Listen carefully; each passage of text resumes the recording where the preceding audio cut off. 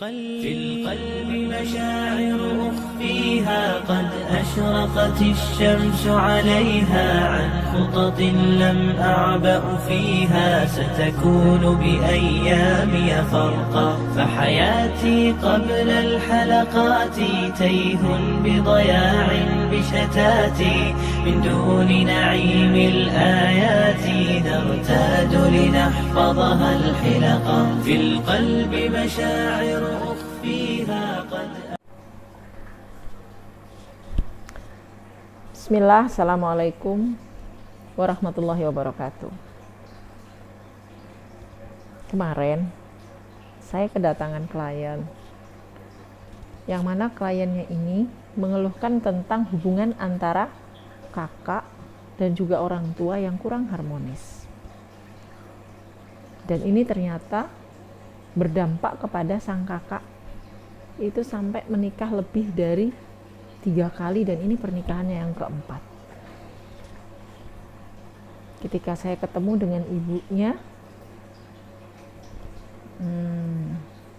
ibunya menceritakan tentang kesedihan yang diakibatkan oleh ulah sang kakak, karena ternyata sang kakak ini juga melakukan tindakan-tindakan yang sangat membuat resah seluruh keluarga.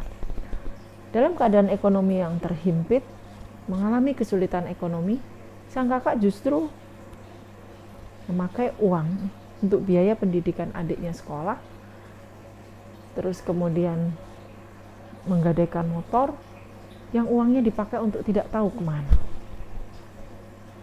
Ibunya semakin sedih dan semakin mendalam, punya amarah, punya emosi yang sangat besar sekali terhadap sang anak.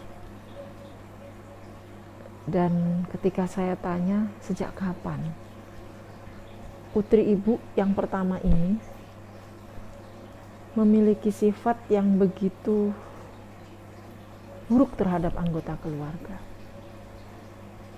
Ibu itu bercerita sejak dulu ketika saya masukkan ke salah satu pondok pesantren, dan dia menolak dan memilih untuk masuk ke sekolah umum, yang pada akhirnya dia memilih untuk berhenti sekolah dan tidak mau melanjutkan kembali di usia 15 tahun.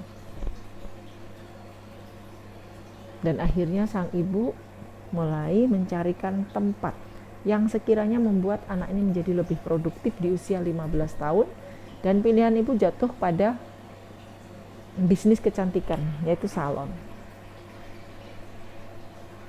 Dan dari sanalah ternyata anak ini kemudian tumbuh menjadi pribadi yang liar, bebas, dan sulit untuk dikendalikan, dan berujung seringnya konflik dengan seluruh anggota keluarga, dan juga berimbas pada 3 kali perceraiannya.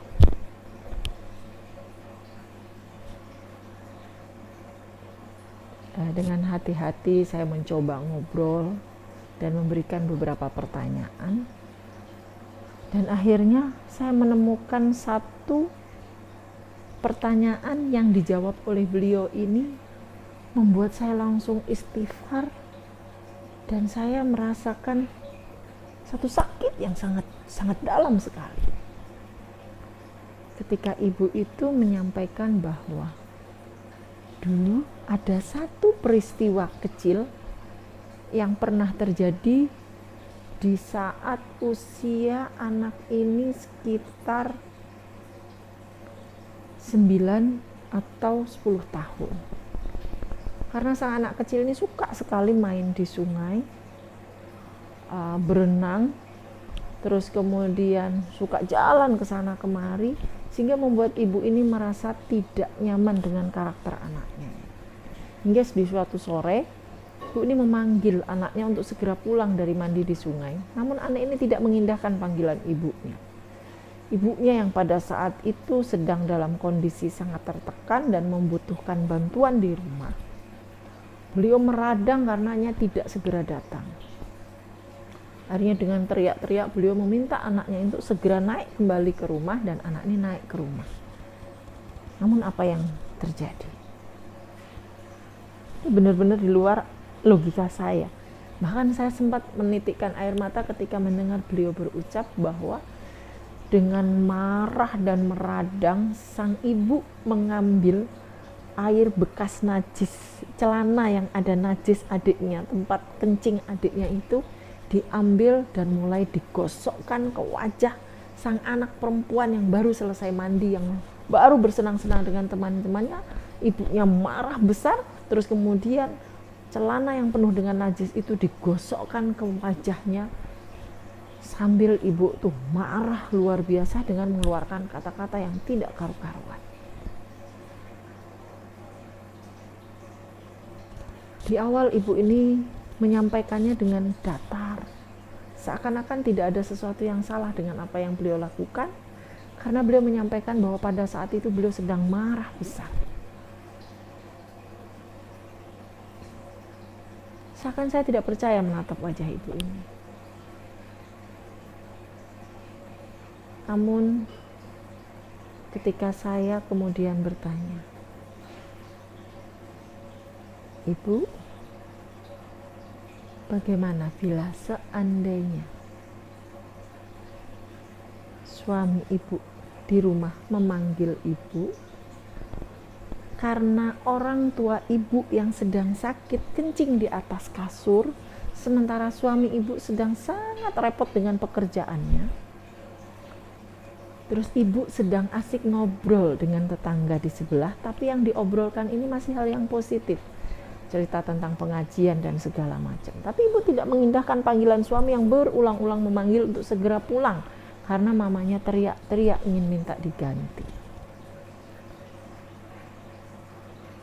Hingga akhirnya berulang-ulang dipanggil dan ini bikin kesel suami.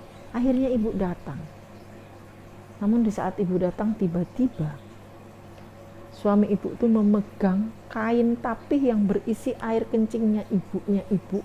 Terus kemudian tapih itu kemudian diusapkan ke wajah ibu sambil marah dan mengeluarkan kata-kata yang sangat kotor kepada ibu. Kira-kira seperti apa perasaan ibu? Karena suami dari tadi sudah manggil ibu. Beliau lagi bekerja dan ibunya ibu yang sedang sakit ini, yang sudah sepuh, sedang menunggu ibu. Gak sabar untuk segera diganti karena sudah risih. Ibu ini terkesiap. Beliau terkejut dengan pertanyaan yang saya sampaikan. Dia lalu menundukkan kepalanya. Terus kemudian saya sampaikan, "Ibu,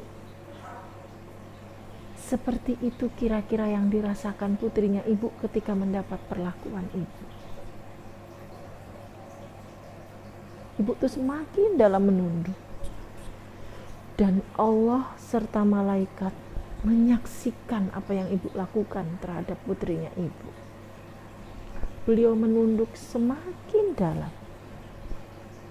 Hingga akhirnya beliau menitikkan air mata. Dengan lembut saya mengingatkan, "Ibu, kira-kira di hadapan Allah apa yang akan ibu sampaikan kalau saat ini ibu sadar dengan apa yang ibu lakukan?" Beliau tiba-tiba menengadah tangannya dan mulai berguncang tubuhnya dan meminta ampun kepada Allah atas semua dosa dan kekhilafannya di saat beliau tidak bisa mengendalikan diri di saat marah terhadap putrinya.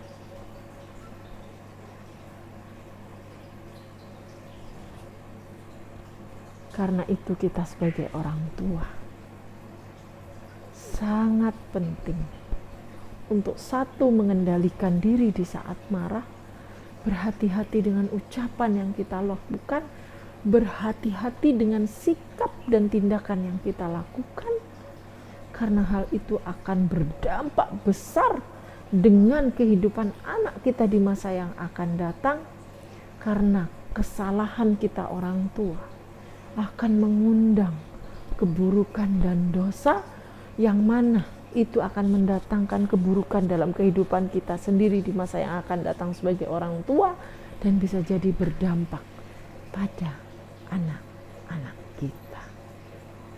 Kira-kira apa yang terjadi ending dari peristiwa atau proses konseling ini? Nantikan cerita kami selanjutnya. Assalamualaikum warahmatullahi wabarakatuh.